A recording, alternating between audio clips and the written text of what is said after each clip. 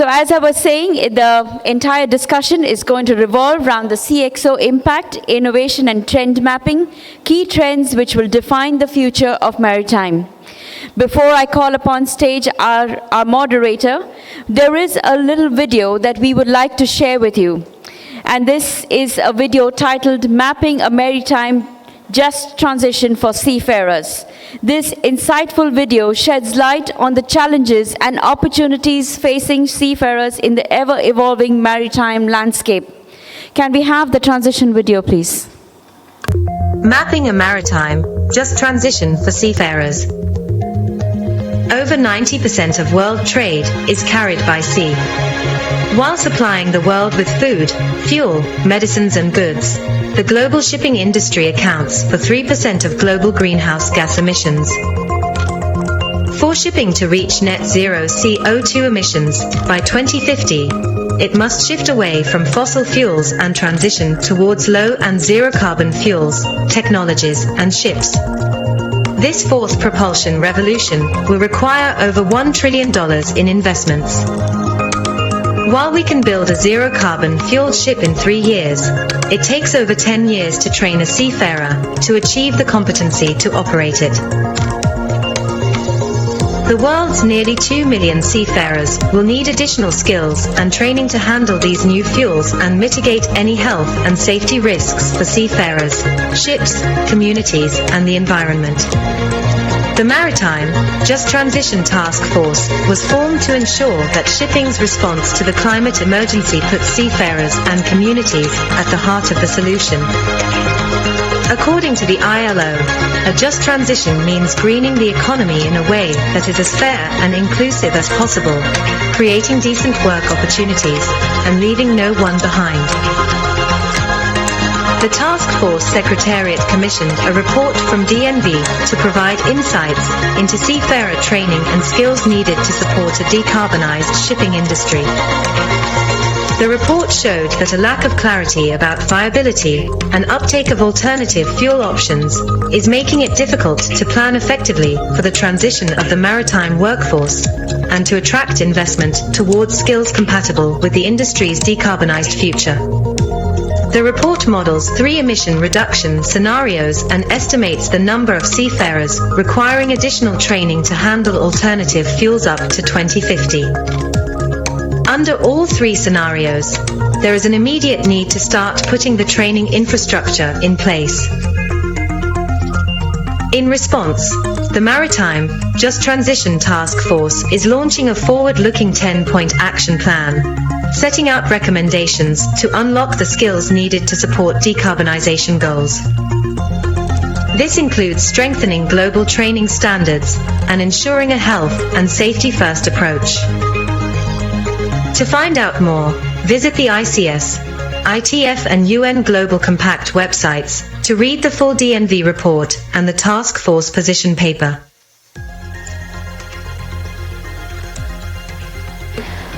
Well, that was a complete session from Manoj. Ladies and gentlemen, a round of applause there.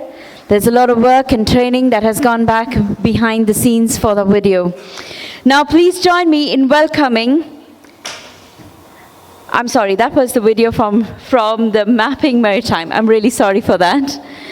Please join me in welcoming our moderator, Captain Rajesh Tandon, the CEO of FOSMA, who will lead us through this engaging discussion. Captain Tandon, please join us on stage, and I will hand it over to you because you are going to call the set of panelists.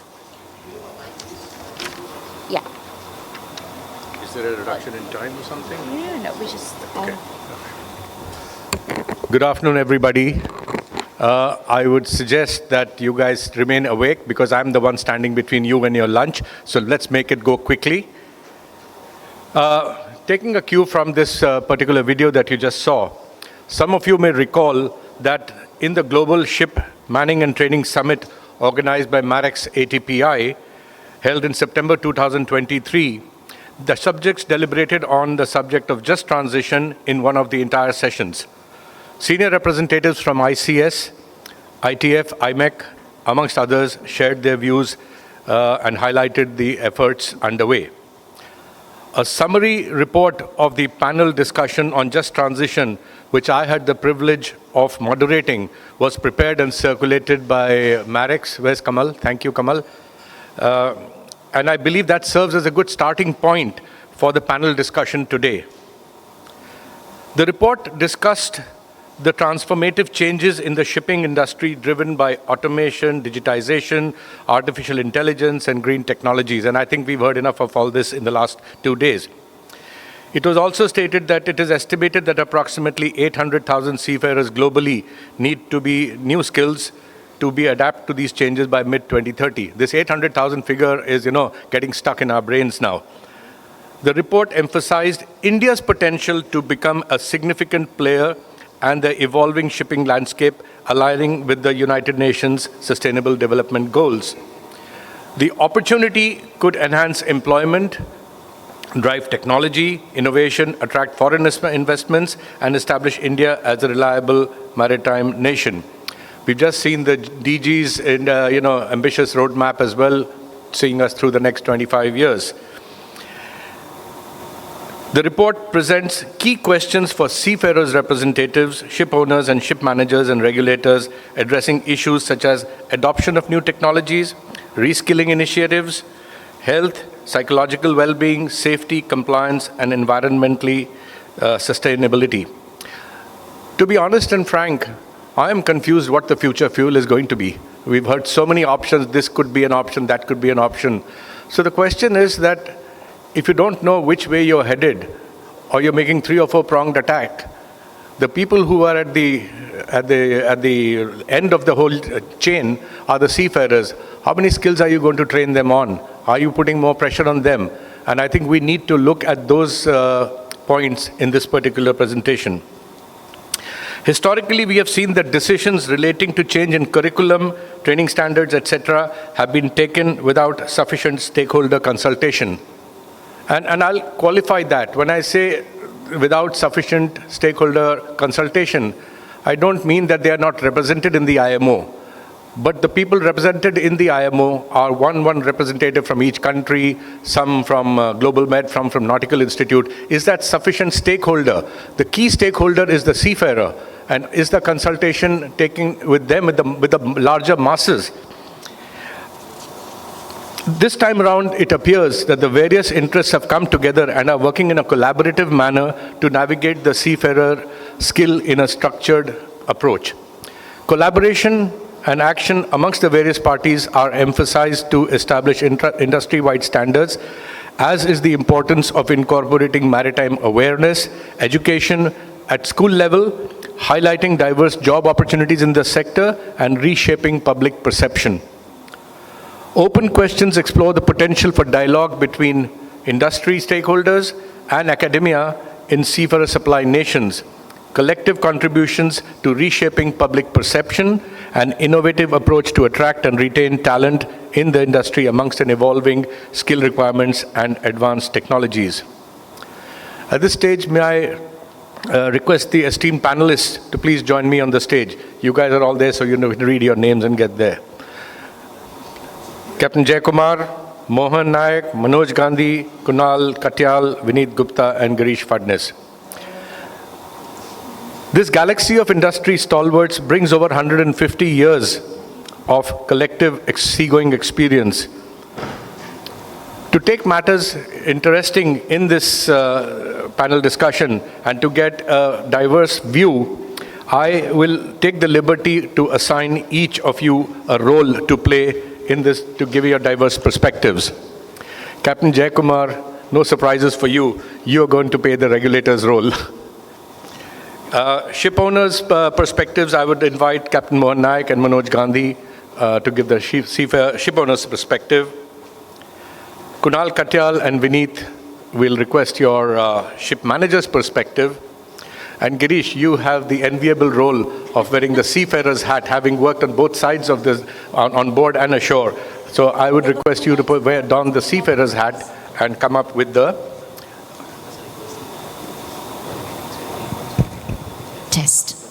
Test. Okay, I'm getting a threatening message from him to pass on a message to you that they are getting threatening calls from the reception that if you don't check out, they are threatening to throw your baggages out. So if you've not checked out, please go and check out. Was that good enough, Shukran? Okay, thanks. The way we'll do it is what we've seen in the panel discussions. I would request each of you to give about 5 minutes of time on the subject that have been assigned to you, and then we will go into the question answer session. So in no particular order, may I first ask the ship owners to speak because they are the ones who are driving the ships. So Manoj, over to you. Hi, everyone. I look at the full house and I thank everyone to be here. Okay, now as far as the ship owner's perspective is concerned, it is inevitable that AI is there to come into the maritime industry. So we should use it to bring efficiencies, keeping in mind our main stakeholders, seafarers, welfare, and their well-being on board is maintained. For that to happen, what is important is that, seafarers' participation is very important. And that can be done by using them from the very starting when this process starts, by having them join the process so that their viewpoints are taken and implemented from the initial stages. This will ensure that we have their buy-in in this process, because we have to know, we have to make it known to them that this is going to complement their proficiencies that they have, and it's going to make their life on board ships a better. So that's one part of it. Second is, what we require is we have to build in on their competencies, and for that investment will have to be done by everyone. Seafarers has to invest their time. We have to invest in the resources. The maritime industry and the academy has to join in and provide the competencies necessary for this. So with that only it can happen. So that's the process that's going to be taken. Here again, we have to know that it's not a single person or single company's initiative that can help. It's going to be an industry initiative. Industry, by what I mean is, it's not only the ship owners, the ship managers, it is the manufacturers of this new technology, it's the government, the international bodies. They all are going to come together, and then only we can move to this new era, which is going to change the way cargo is transported in an environment which is going to bring us to zero carbon level. And it's a win-win situation for all. That's what I would say. Thank you. Thank you, Manoj. You made an interesting point about the investments, and I've made a note of that. We'll come back when we come around on the questions. And the questions may not necessarily be for you, it could be for the others. Mohan, can we hear from you, please? Thanks, Rajesh. Thank you, Shaukat, for inviting me on this panel discussion. So far, it has been a very fantastic seminar, conference, whatever you like to call it. And my subject, as per Captain Rajesh, is how are we dealing with as a ship owning company? Presently, we have about 170 odd ships, which consists of oil tankers of all types. We have LNG carriers and we have bulk carriers. And we have about 80 new buildings on order, which will start coming from 2025 up till 2027. So it's a big challenge, a huge task to man these ships with properly qualified seafarers who are trained for the future. We have so many gaps in the training that we have identified. And as Captain Manoj has already pointed out, that we have to see that these gaps are filled up from the grassroots level. So we start off by recruiting from various reputed maritime training institutes. We identify where are the gaps, what we need for upskilling the future seafarer skills, and then we advise the training institutes, look, we want to focus on these areas need more focus, for example, AI decarbonization, etc. And then we monitor them closely so that the seafarers who come out after 2 years or 1 year or whenever we recruit them, they are meeting the company standards, apart from what is the basic STCW or basic norms of DG shipping. Now coming to specifics, we have SIRE 2 threatening us from last 1.5 years, and suddenly now we see that it is going to come very soon in force, and we have new skills to be learned from them. One example I can give you, we have our LNG carriers which have double azipod system, and one type of LNG carriers which work only in the Arctic, Arc 7 they are, and some of them have got 3 azipods. Azipods are like propellers, but they can turn like a rudder also.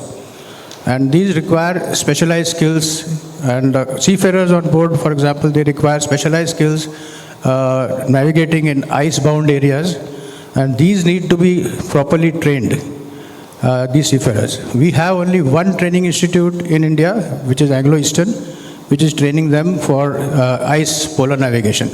There is a huge gap in this training which we identified.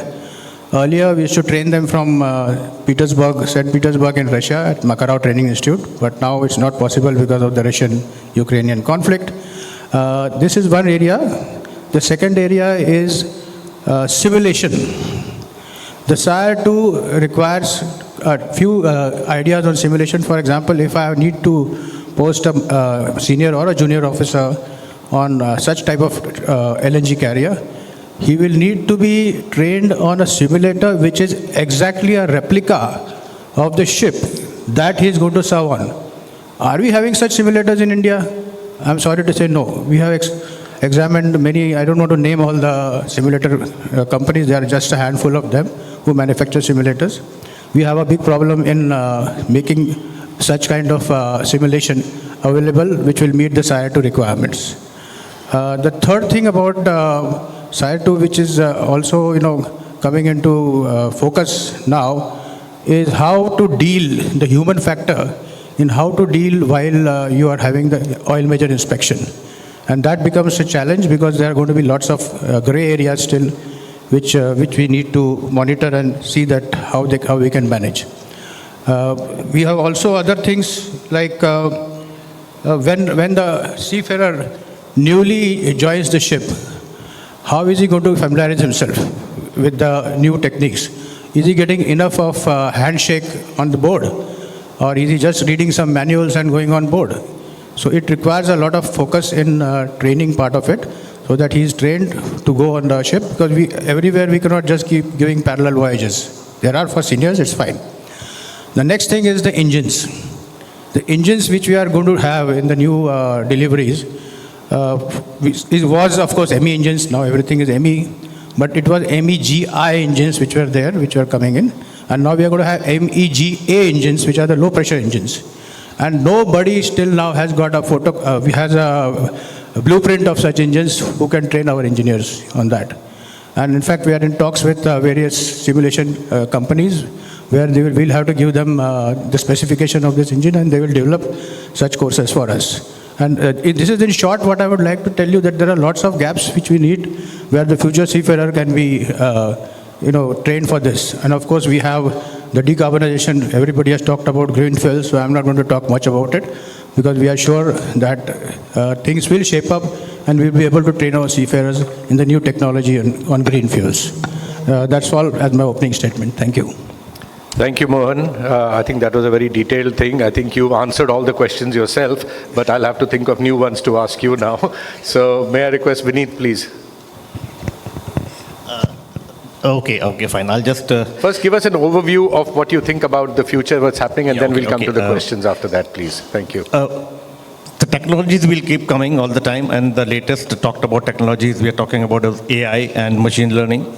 They are technologies, but are we affected by them? No. We are going to use them to make our future generations work more efficiently.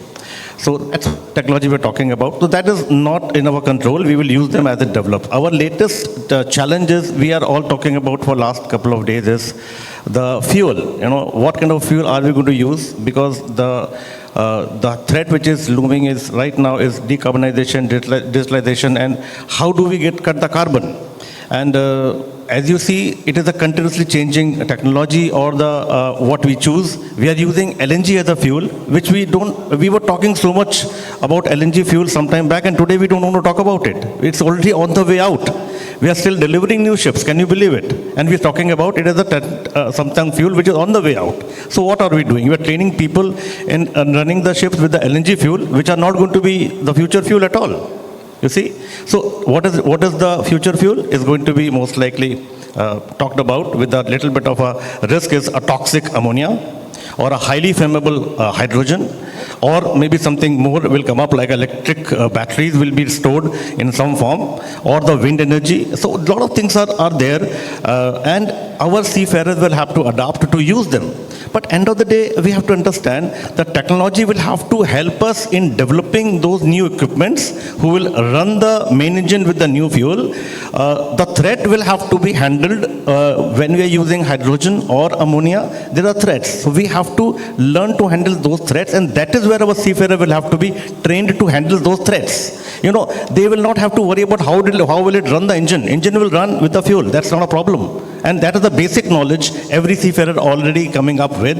They will learn in the school level when they start doing engineering, or at the entry level, they will learn about it. That's not a threat. Threat is training people about how to handle this risk part, which will happen with the people who are already in the industry. So that is what is going to be the challenge, in my opinion. And that challenge will have to be handled by us, the ship managers who handle ships, people, and the people ashore who are managing ships. All will have to be together, learn, trained to handle that risk.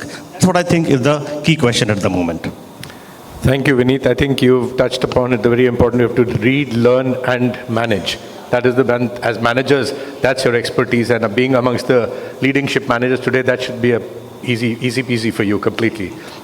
Not so easy. Okay. But we will make it easy by making it in a professional manner. We will. I think that instills a lot of confidence in the youngsters there, because they're listening very intently.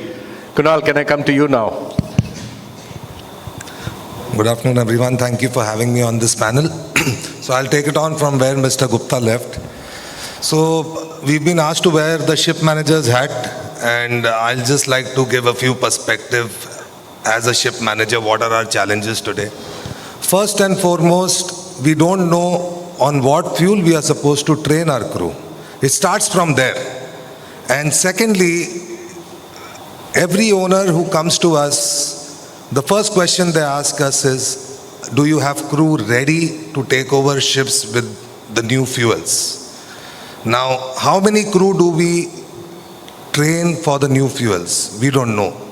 Because we don't know when is ammonia going to kick in, when is methanol going to kick in, how long is LNG going to remain in the system.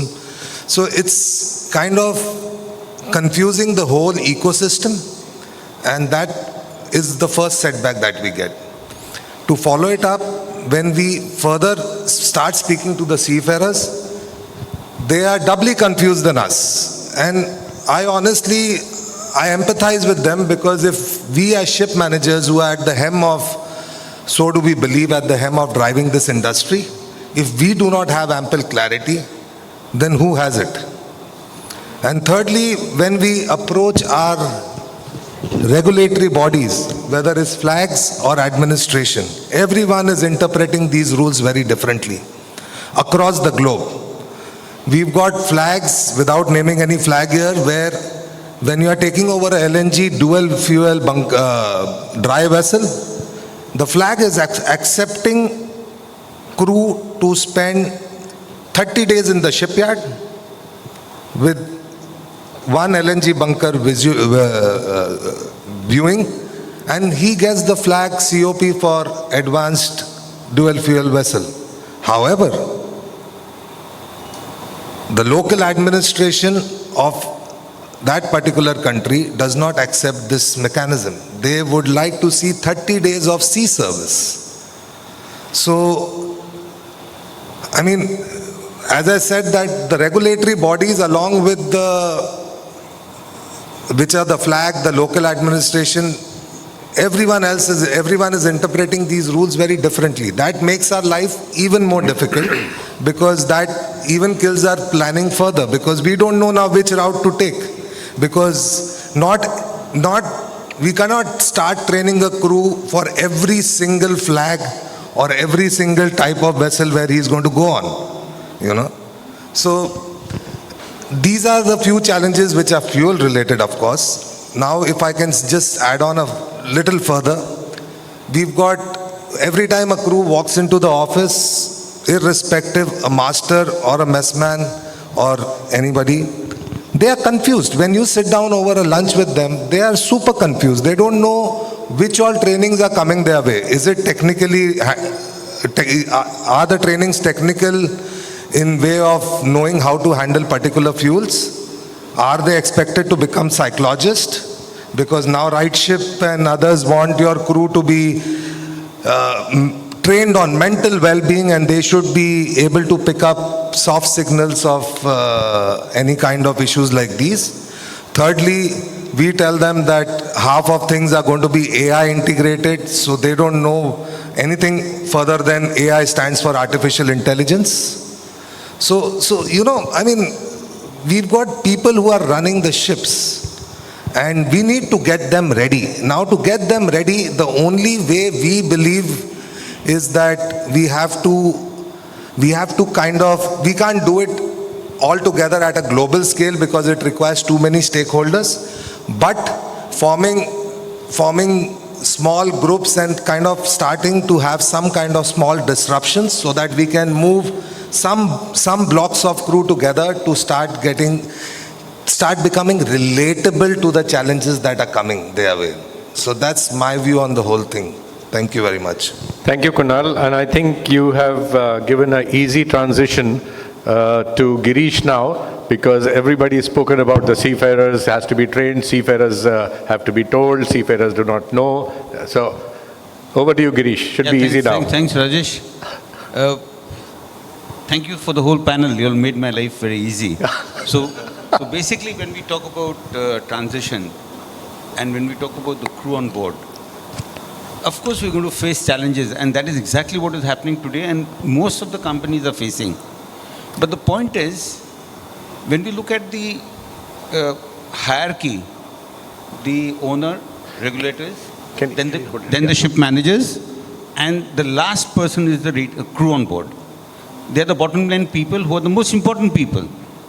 Like you said in your opening statement, are they well represented? They are not, actually not.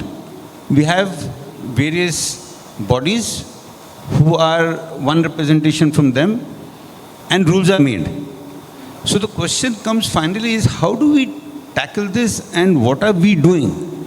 See, when a ship manager gets a particular owner to do some training and says, have you done all this? He's not going to say no. He's going to say, I've got this checklist and everything is checked, and I have done a 2 days training program, I've got a 3 day training program prior. Is it effective? It is just to satisfy the ship owner that yes, we have done this. As far as the rating is, the crew is concerned, with its officer, how was the training program? Excellent. We learned a lot. Ask him 2 days later, he doesn't remember anything. So we have to find, and today I was pleasantly surprised when I saw Marine Pal's presentation. We have to think out of the box for the ratings. We have to move out of this 2 days training and 3 days training, and what are you going to teach them? We've taken years to set up our systems and to understand how to handle them. But if you can get something like that, each company or each organization, where you have at least 10 type of vessels, different kind of fuels to go in. So if you can get a tablet, everything is Android, everything is on the mobile, and they're all well versed with using the mobiles now, and then you start ticking and you get those points. Then you are ship specific. See, today when we talk about the new, we've got a lot of training institutions here today. We can approach the newer lot, the new cadets, and bring them up to time with the new systems that are coming. But what about the guys who have been there? They have been going through a certain system all through their life, and now by just giving them a 1 week's course, we expect them to be transformed, perfect seafarers. How is it possible? It's not possible. So we, I think, need to think out of the box. We need to start looking as to how do we effectively train them now? How do we effectively help them to perform on board? Well, that's where it ends. It ends at them. The buck ends on the people on board. And make it easier for them to face the challenges in the new era that we are entering. And we have to address this sooner or later. That's my view, from the crewing point of view. Thank you, Girish. I think now my favorite panelist over here, because he's going to be the one having to take the responsibility of making the world move smoothly at sea. Let's hear your perspective before I come up with the questions. Yeah, thank you, Jay. Right. Thanks, Captain Rajesh. At the outset, thanks to Shaukat and his team for inviting me to share my views here. Now, technological changes keep happening. As far as the regulator's perspective is, what we do, if anything that touches the main component of expenses for the ship owner, be it manning expense, be it the fuel expense, be it the maintenance expense, then we look at that closely. Now, if you look at it, what we have done as far as the Indian shipping was concerned, we know that technological changes are happening. We looked at the Indian profile of ships, and we saw that it was pretty old ships. If it is 30-year-old ships, that means we are talking of 30-year-old technology. So we needed to encourage them to move over to newer ships. It's not an overnight job. So first we started discussing. Then when we spoke to the owners, we realized that in India, sometimes it is easier to run an older ship because they were able to manage the systems. So we started tightening out those systems so that a level playing field starts happening. And then we came out with the executive order that said certain age norms is what we would be looking forward to. Of course, this is going to be we would keep tweaking it. And hopefully we will come down to a stage where we will encourage our ship owners to go into the latest technology. That means we have to give incentives. Hopefully we will see that happening. Already there is a provision in the Income Tax Act which gives you deductions for research and development. But Indian shipping, or shall we say the managers and the others, have not yet utilized those provisions. There is up to 200% deduction you can claim for any research and development activity that is being done. That is as far as the ships are concerned. With regard to the seafarer, the more difficult aspect of the seafarer is to build up the levels of competence available ashore to impart the training for it. Now we keep talking of artificial intelligence. It's not something new. It's been there from 1956. Essentially collating of data that is there. As more datafication is happening, more meaningful outputs are coming. So what we did, and this one I'm being specific to the nautical discipline, is we realized that new technologies are there. We need to build up our, expertise to be able to impart this education. So when we were revamping the extra master syllabus, you will find whatever technology we are talking today, it is part of the syllabus. Writing the syllabus was very easy, but ensuring that, let's take cyber security. Someone has to be able to teach cyber security. So how do we go about doing that? We put that in the syllabus. Then we told that we would be asking questions on certain of the new technology. And I must commend the two organizations, Synergistic Solution, Captain Ajay Achyutan and CMMI. They got in the resource person. So since it was not under the DG approved pattern, anyone could be providing the input. They brought in the expertise. And they had to source the expertise from outside the industry, because these are technologies that are not yet in our industry. So now what is happening? Hopefully, it's now 5 years we have been running that program. We have people who have some knowledge of what is going to come. And as the international body starts defining what needs to be done, our people will be able to contribute in bringing those aspects into the system. So that is how I look at how the regulatory process goes. And it is not as if it will be overnight change of systems. It will be something that the ship owner will adopt. Because if I am telling that today hydrogen is the system and tomorrow it is LNG, the owner is confused, the seafarer is confused. It is a technology like autonomous ship is something that will happen. And you will find that regulations towards that are being deliberated. We are coming up with the code for that, the MASS code. So something like that, but it will take time and it will not be something that the seafarer who joins today is going to have to reposition and change for tomorrow. So these are my views on that. Thank you, Captain Jayakumar. Just one more question. Can I ask you to just take a step back? You've worked with the government maritime administration, and you've obviously represented India at the IMO and other places where rules are deliberated and made. If you were to take a step back, while we are making the new rules, STCW is under revision, what needs to be done differently and how do you see that process taking place differently this time? Because clearly, as I mentioned, we are, rules are made and then we start writing functions and model courses and everything. That's a reactive approach kind of a thing. As a proactive measure, what should be done differently in rule making to make the job easier and safer on board the ships? It's a very good question, but I'll tell you my view on this. India, so far, we have been reactive. Ideally, we should be setting the goals. Unfortunately, what happens when anything new is coming up, we call industry participation. And industry participation means meaningful participation. So what we find, the first meeting we have, the top people will come. They are interested in seeing what happens. After the first meeting, the next meeting, the second one will come. They are not really very clued in or they are not very interested in what is going to happen.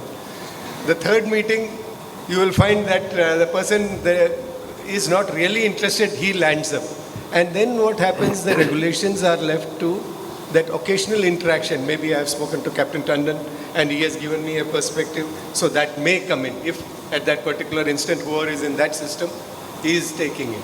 So ideally what we need, if we want to set the agenda internationally, the organizations, the INSAs, the FOSMA, the MASSA, the CMMI, the IME, they need to go through the rule-making process that is happening, the international regulations that are happening in IMO.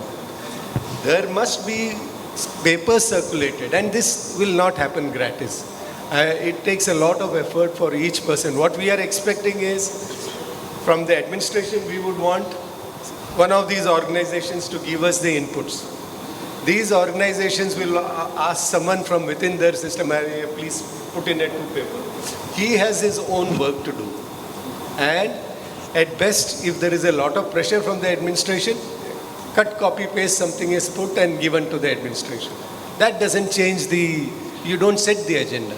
So what my view would be, not only STCW, in any change that we are talking of, we need to have a dedicated team, probably funded from the system or mechanism of funding. It's not that there is a shortage of money. They need to then circulate to the industry like it happens in other countries. See the feedback and then give it to the administration. This is the view of the industry with regard to a certain aspect, and then we go about implementing it. That's my view.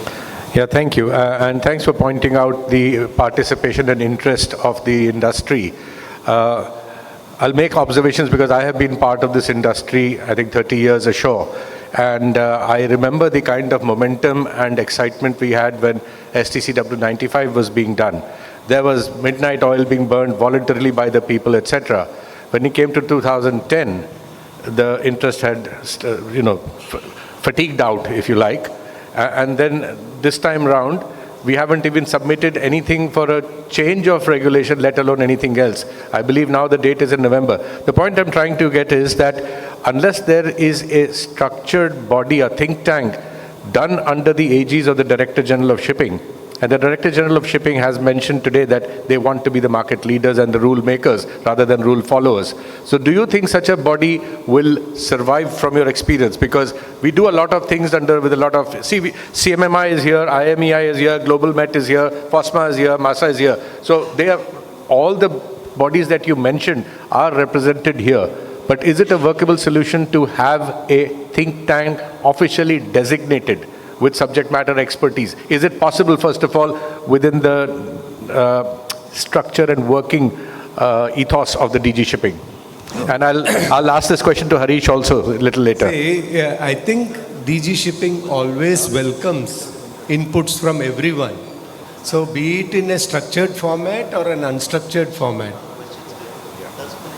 The problem is that each one of us, be it in the private sector, be it in the public sector or government, each of us is busy in our own day-to-day work. So meaningful interactions that come is fleeting.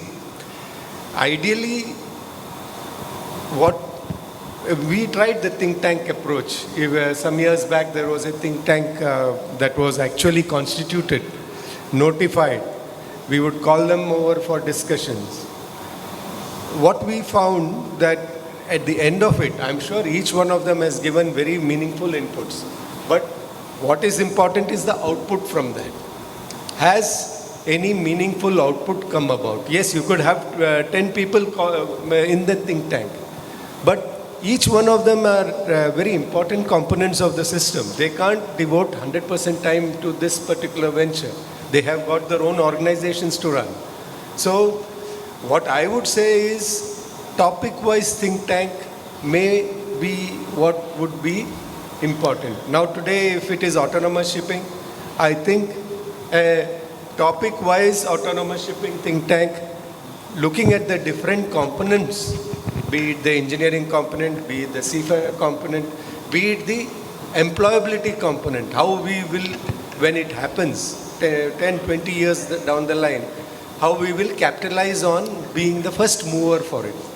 And there is tremendous opportunity. Every situation comes up with opportunities. Thank you. Girish, now I come to the question to you. During all the presentations or the submissions by the eminent panelists over here, I heard the word seafarer training, seafarer training, seafarer training at least 25 times, if not more. Now, fantastic. The commitment is there. But the current ships also have to run with the existing knowledge and technologies. How are we going to pack, and what do you think as a seafarer in light of the evolving roles due to automation? What specific initiatives or programs can seafarers representatives, and I'm sure Tushar is listening, champion to reskill and upskill the workforce, ensuring seafarers remain relevant and secure in their current roles? See, like we were mentioning earlier, we are all talking about training. Now we have to get down to specifics now. The training institutes or each company which has their own training programs, we need to help our seafarers to generate some knowledge-based courses which would help them when they go back on board. That is why there is a gap here. That's what I'm saying. What we have right now is companies carrying out training because it is a requirement of the day. When we talk about now in the bulk trade, RightShip has been there for a long time, but now they are clamping down. We are getting charterers who are refusing vessels because you don't have a RightShip inspection done. Correct. So when it comes to RightShip, it's not only about a PSC type or a port state control type. There is well-being of the people, and there are a whole lot of requirements for that. So I go back as to how do we fill up that gap? I mean, that gap is very important. How do we help the seafarer? And like I mentioned earlier, some kind of a module that we should have, which would become ship specific. Because right now we got training specific. Sabko training karana hai, sabko tick box, we need to do that. It has to be ship specific something, which would help that lot going on a particular type of vessel to, when they click that, they get exactly what their requirements for them to know on that particular type of vessel. It can't be a particular ship specific, but at least the type specific. So it becomes more easier to address issues when they go on board. This is the way I can see forward. Thanks, Girish. I think, Mohan, you mentioned that the specialized skills and real-time simulation on actual vessels as they exist on board today. So this brings me back to some presentation that was done yesterday. We talked of autonomous learning, wherein the learning programs using AI or VR or whatever are made by the makers themselves. And those modules should become an essential part of the quality of the upskilling or for service on that particular vessel, or that particular vessel. If there, see, unlike the airline industry, there are 5 or 6 or 8 prototypes, The only difference being a switch could be here or there or whatever. Technology is the big ones, the commercial levels is more and less the same. But in our industry, every ship is a different design. Her behavior, because of her scantlings, because of the hydrostatic forces, is different. So you cannot generalize. But if a learner-specific autonomous module is created by the manufacturer or the shipyard or whatever, and they make it mandatory that anybody going on that ship should spend 1 week, 10 days, 15 days, whatever in their wisdom is required. Do you think that is the solution? Yeah, because you are spending a lot of money on this. Thanks, Rajesh. Yes, that's the first rule. Owner has to invest, and invest well, wisely. There is no other alternative to it. Now, regarding what you said about this new type of training, where I've seen demonstrations happening of various types of, projectors being, used on your eyes and things like that, which simulate bunkering operation of an LNG, for example. All that is fine, but we have to also satisfy the KPIs of TMSA or of RightShip. So unless the KPIs are satisfied of TMSA, and that can only happen when the oil majors or, for example, RightShip, they come and examine you and they certify that, well, this kind of training is accepted by us and your KPIs are met. If not, then it's a money wasted. So, for example, if Chevron comes tomorrow to our office and says that, well, what have you done for this KPI? We say, well, we have trained them for 1 week on this projector or spectacle type of training, where the whole bunkering manifold and all is being shown. Are they convinced about it? So that is an important point where the oil majors, they should also be convinced whether this training is acceptable to them. Otherwise, the owner will be spending on something which is not of any use in the end. So simulation, 100%, when one which is actual simulation, that is accepted. Now, online simulation on cloud has become very common now because of after COVID, during COVID. That is, some things are very good in that. But that hands-on experience is not, really happening there. So that quality of training also differs from training institute to training institute. My friend Chinna is also operating a very good training institute, IMTC, where a lot of things is being done on cloud. So it all depends from training institute to training institute. Thanks. Thank you. I'll put the same question to Manoj, but with a slightly different twist, because you also spoke about investments. Will this kind of a technology or this approach of autonomous learning on platforms which are made by the manufacturers or the shipbuilding yards, provided they pass muster of the TMSA? TMSA is not gospel truth. I mean, it can be tweaked, they can have other checks and balances. So if that is done, how feasible is it from a ship owner's perspective? Vineet, get ready, you're getting the next one. Okay, we are already doing it. Okay.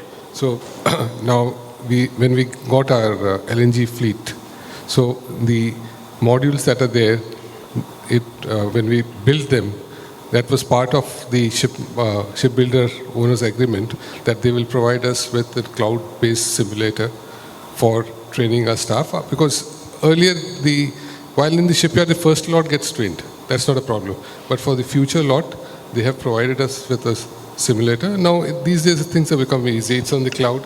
So that was part and parcel of the agreements that we have. So as an owner, that's an advantage because you build series. Like we built 15,000 LNG vessels. Then we're building 10, 7,000 K. So same you can standardize your shipyards, you can standardize the equipment, and it becomes easy. And we are following that.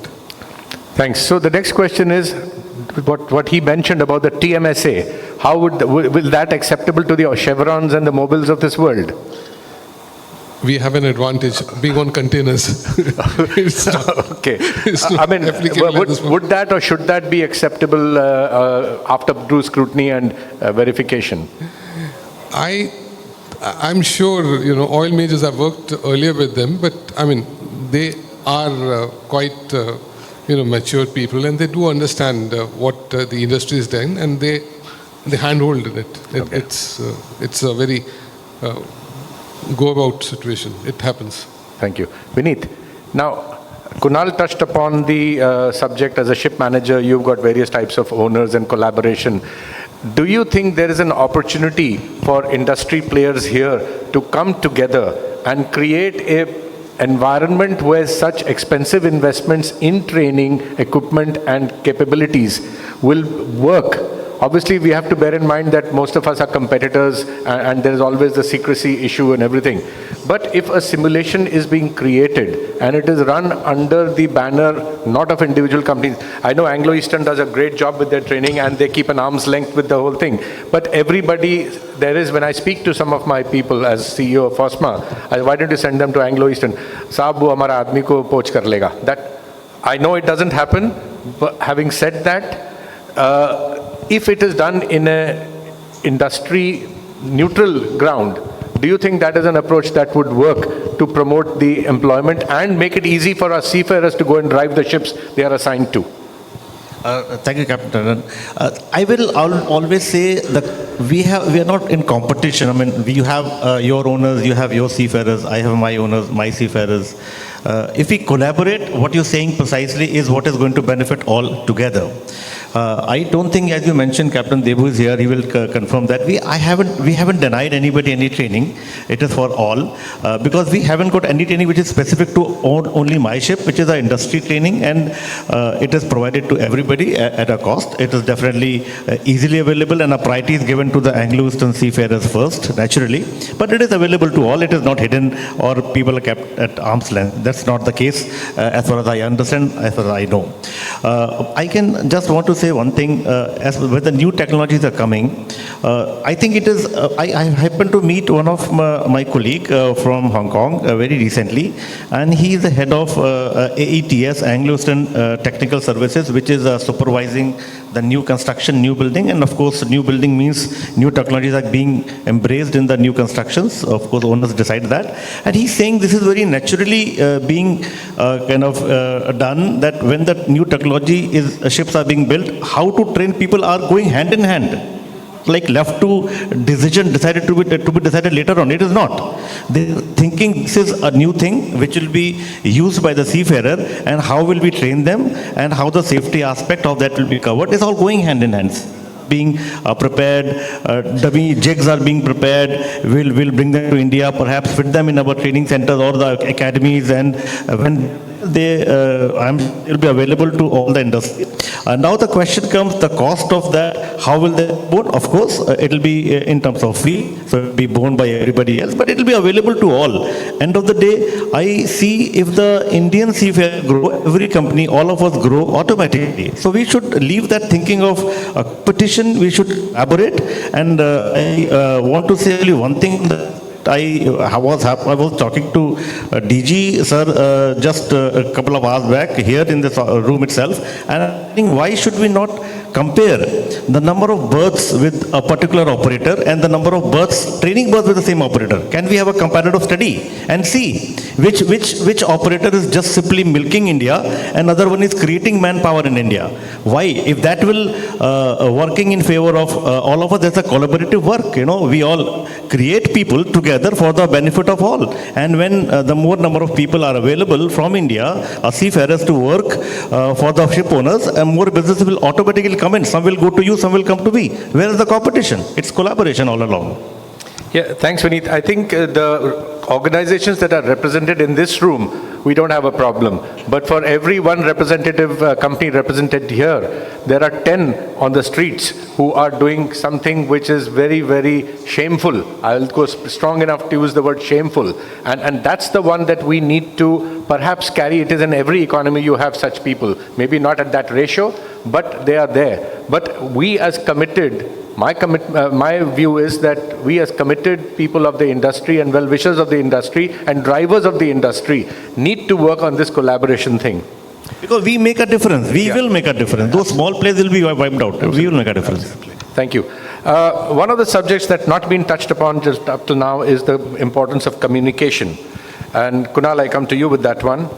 In the era of remote monitoring and control, what strategies are ship management companies employing to ensure effective communication and collaboration between shipboard teams and shore-based managements to run ships safely? Thanks, Captain Tandon. See, I mean, we as an industry, and I mean, that's my personal opinion, that we've not evolved the way the other corporates or other globally run industries have evolved with technology. We've always been a little conservative in our approach. However, now times are changing and we are becoming very aggressive per se as an industry when we adopt a technology. So now we are embracing technology much more faster than what we used to probably do 2 decades ago. Now what we believe as a company is that we want to, when we want to get into the new era of communication with our seafarers, we want to first understand how do they look at things. So what we are trying to do is globally across different nationality, within our organization itself, across different nationalities, across different age groups, we are reaching out to people with a different model of communication. And we want to see what is their perspective, because you know, we are talking about training the younger generation coming in, training everybody else, but as somebody very correctly pointed out that, you know, there are existing seafarers, the existing ships have to run, and not everybody is very comfortable with the new technology. And we don't just want to roll out a tool which can jeopardize the safety or the mental well-being or the way a master is used to working or a chief engineer is used to working for the last 2 decades or 3 decades. So that is why we are running this poll, to understand what would be a best optimal approach to communicate with the new technology vis-a-vis the seafarers across age groups. Thank you. Girish, there's a question come online, and this is it's ideal that you're here because I'll read the question. Earlier session, MASSA chairman mentioned to train seafarers in specialized skills for vessel types. Will this not restrict seafarers' employment to specific types vessels only? They will not be given other ships. I think before I throw the floor open to you, I will give a view here. I think shipping is becoming specialized. It's no longer what it was that I was given a tanker, my first tanker was as a master. So I think those things don't happen anymore. But since the question is addressed to you, I'll go to you. See, when we talk about specialized training, ship specific, it is going to be rooted towards a particular type of vessel, and it should not affect. That is what I'm saying. Now with the new technology and new training methods that are available, we have to go ship specific. So when we are talking about training seafarers, any category, any rank, if he's moved to a different type of a vessel, there has to be ship specific training because basic knowledge is already there. Now we are talking about improving his skills for a particular type or a particular job which would be a bit out on that particular vessel. And that is what I think you all were mentioning about getting the manufacturers or the owners to invest into some kind of a module which would help, like we are saying, we don't have just 6-7 types of aircrafts. We've got each vessel is a different category. So when we mentioned when we are talking about, ship specific, this is what we're trying to say. There has to be a out of the box thinking. How do we address to face issues by SIRE or any of the other inspections or RightShip, because they are looking, they are asking for records. See, more thing is paper tigers. Everybody is becoming a fantastic paper tiger around. All the boxes are ticked, but deficiencies are still coming in. Why is that? That's because of this kind of a situation we are into. So we have to head for ship specific or type specific, which will help them. And if they shift, and see, jobs are going to come and they're going to, things will evolve over the time. And we have to evolve. That is the gap which we are also all facing. All of us have got a lot of questions which we need to see how to answer them and how to deal with them. Thank you. And I think if I may add to that, with the recent revolution in virtual reality, artificial intelligence, and augmented reality being used as training tools, and I was so impressed looking at Pushkal's demonstration of the VR thing that they do for our seafarers in our office. I think it will become much more easier. It's not that people will be denied a job, because there's more realism in the training and opportunities that are possible for you to move from one ship type to the other, as long as your core competencies are there. I think we have about 6 minutes according to my watch, although Shaukat says no. We'll throw the floor for questions to the floor. Anybody has any questions, can you please raise your hand and address it to, yes, Girish, Captain Munjal. Ye bhi ek trainer hai. Hello. Sir, I have a simple question. As we said that as a community we are on a reactive basis, we don't even know what fuel we are going to be using. My question is, have we looked at the proactive industry, as an example, Toyota, GSC, in automobiles, who's already choosing the hydrogen and ammonia? And as Mr. Vineet said, it's not so much about running the engines, but knowing the risk and then training our people. So my only question is, have we ever thought of collaborating with the proactive stakeholders like Toyota, GSC, who are already choosing their fuels ahead? Anybody here? I can maybe take it part of it. See, the thing is, somehow the industry, the shipping industry in India, the majority of them are on a contractual basis, and it is a sad thing to say. I have worked for an owner which was an ownership company, and we were all employed for a permanent basis, which is not the usual case for the ship managers. Nobody wants to have a commitment, so there's no commitment from the other side as well. So training proactively people for the technology which is coming in could be kind of not a very well thought of plan. I'm not very sure, because the people may not be just available to go on the vessel or the type of ships when you are the people who are trained. And this is a very practical problem. All the ship managers and RPSL companies, people sitting in this room will always feel that, the person may not be able to join. So just proactively training how many people? How many people you can train for one ship or two ships or five ships? So I think we will have to target closer to the time. I don't think the technology will be so kind of out of the world that you will take months to train them. It will be a matter of maybe a couple of, maybe week or 10 days at the most to put them on the simulator and train them and send them on the ship. And as we say, the new technologies will be quite robust, in the sense you will not be able to make a mistake so easily, So that's what I'm saying. You should be able to understand the risk part of handling it. And as long as you have been trained to how to use the sequence of operation of the event, whatever you're doing, machinery operation, and then you will be safe. So that much is part of the training, only a requirement. It's not that you train the whole thing from the scratch, and may not be. It's all built in the new technology itself. So I don't think it's very proactively it's required or it is desired. Because the Toyota and all are designing cars. We are not designing, we're going to operate them. The people, seafarers are just going to operate them. And operators need far less training than the designers. Yeah, sure. Thank you. One last question from the audience, please, if there is any question there. Yes, Anshul.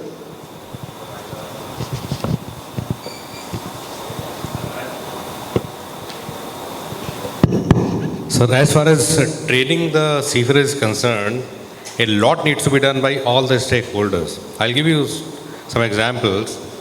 We were trying to train our seafarers for future, taking over ships with dual fuel technology.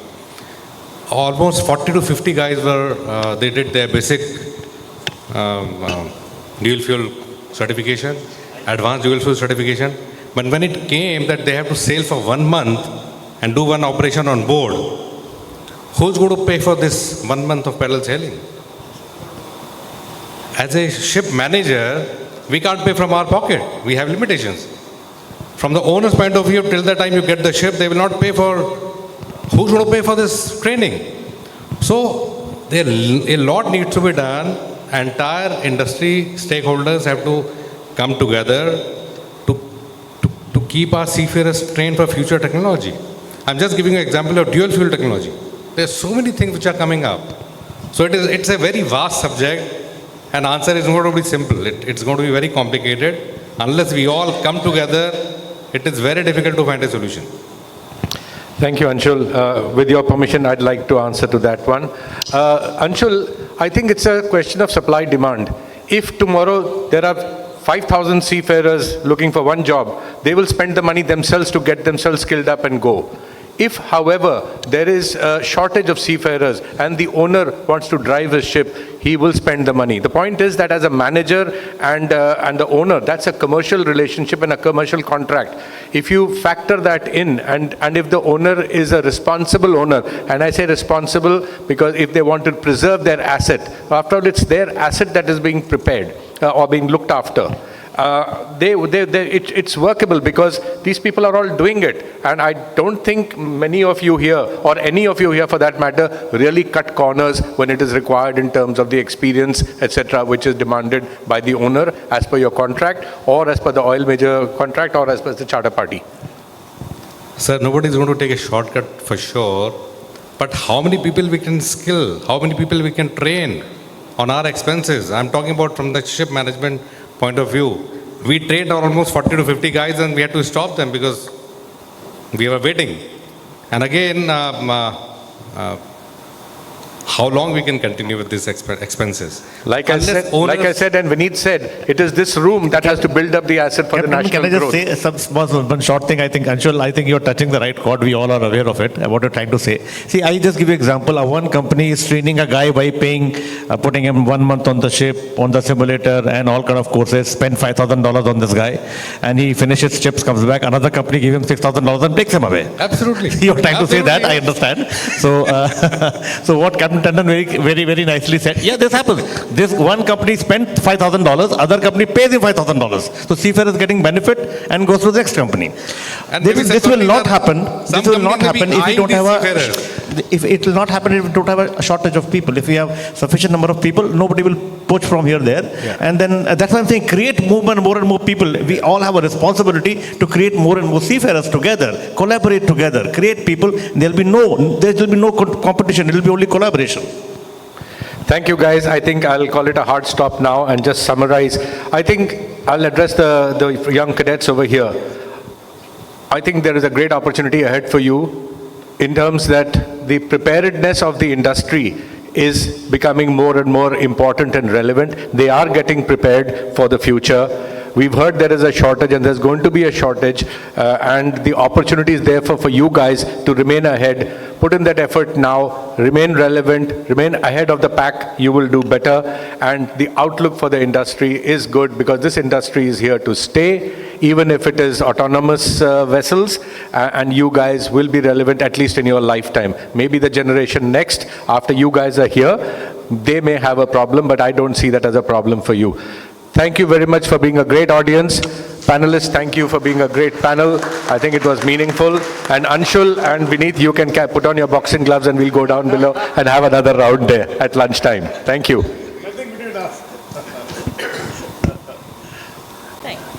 Yes, continue. That was quite an engaging and insightful session. Thank you for joining us. I'd like to call upon Captain Shaukat Mukherjee and also to join us on stage, Captain Sankalp Shukla and Rob Gale. Can you please join us on stage as we felicitate the team panelists on stage here? Yes, Rob is here. Okay.